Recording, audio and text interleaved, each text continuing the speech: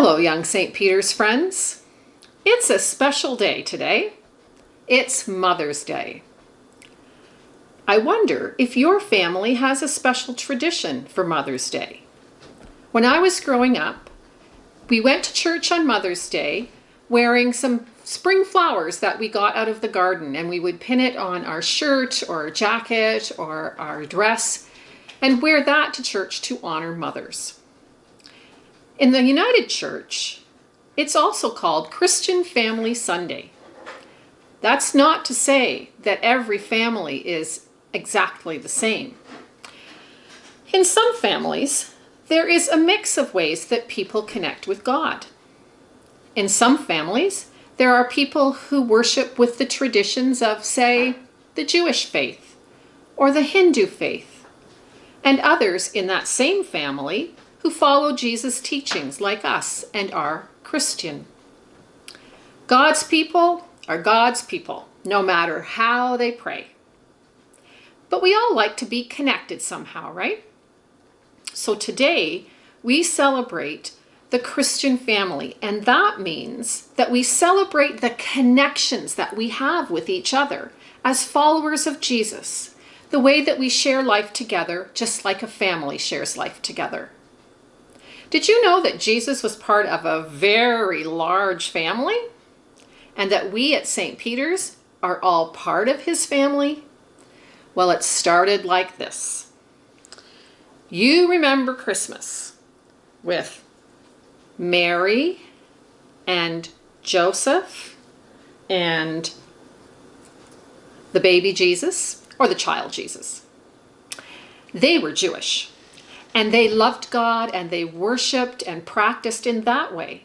Along with people of many faiths, they were part of the family of God, because God's family is all people, no matter how they honor the Creator, and there are many ways.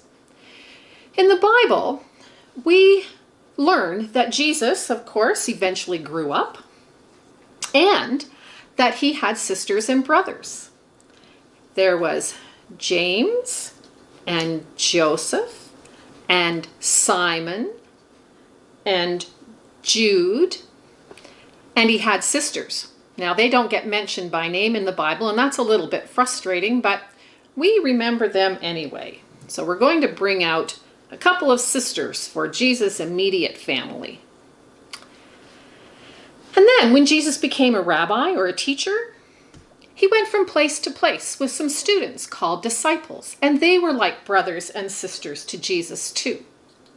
We'll put a couple of disciples out here. I wonder if you have friends who are like family to you. Maybe some folks who are like an extra set of grandparents or aunts and uncles. Jesus' friends also cared about each other, and they talked to each other, and sometimes they disagreed with each other, just like a family. They liked to be together and eat meals together and learn and do things together, just like a family. And soon, in different towns and different places, there were many disciples. And these groups of people wanted to learn about Jesus together and practice what Jesus taught. And so they became what we call a faith family or a community. Well, after many years, there came to be more and more. And that faith family became bigger and bigger and bigger till it became what we call the church or the Christian family. So we have a connection to each other in our faith family around the world, and especially here at St. Peter's United Church. But we are also connected to our friends at St. Patrick's Church and St. Andrew's Church and Grace United Church. All the churches. We have connections to each other. We are all part of the great family of God. Families are different and church families are different, but that's what makes the world interesting. And even though we can't visit with each other right now, it matters that we remember that we are connected to one another by spirit in the invisible string of love. And the other thing we do to stay connected is to have communion. Last week in Time Up Front, I talked about how our rituals support us in our spirit. If it's okay with your caregivers or parents, you could get some bread and maybe some juice or some water, and we can have communion like we do at church.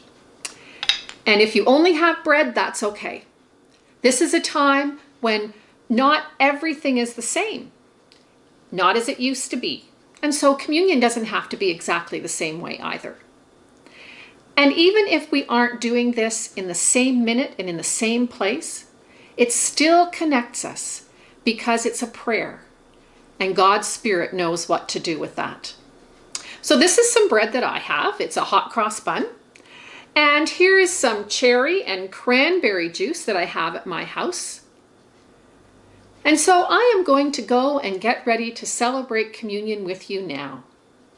Thanks for coming to Time Up Front. I am so glad that you are part of the St. Peter's family.